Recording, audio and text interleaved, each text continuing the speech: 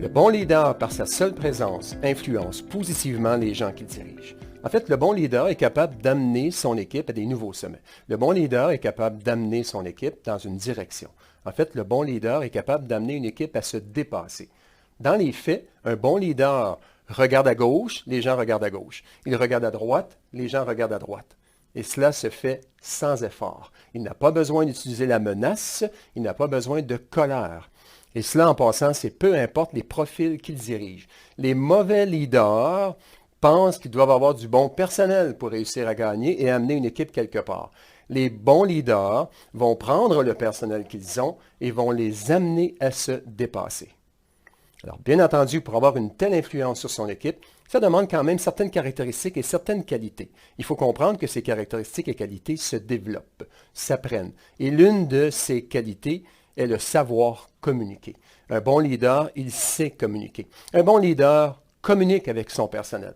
Il les prend un à un. Il leur fait saisir le bon sens. Il fait comprendre pourquoi telle situation ou tel comportement n'est pas profitable pour l'entreprise et le reste de l'équipe. Un bon leader prend le temps nécessaire pour faire part de ce qu'il observe, pour adresser les situations. Il le fait un à un avec son personnel. En fait, les bons leaders écoutent attentivement ce qui se passe. Le bon leader prend soin de comprendre ce qui se passe avant de tirer des conclusions à la va-vite. Alors, bien entendu, les bons leaders prennent soin d'être en communication avec leurs employés.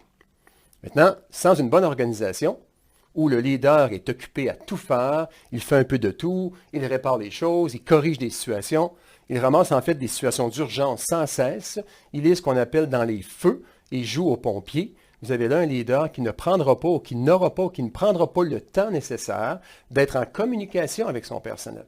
Alors, ne pas être en communication avec son personnel, ne pas prendre le temps de les comprendre, ne pas prendre le temps d'adresser des situations qui se passent au sein de l'organisation, d'expliquer les politiques, d'expliquer la culture, prendre le temps d'expliquer comment les choses fonctionnent.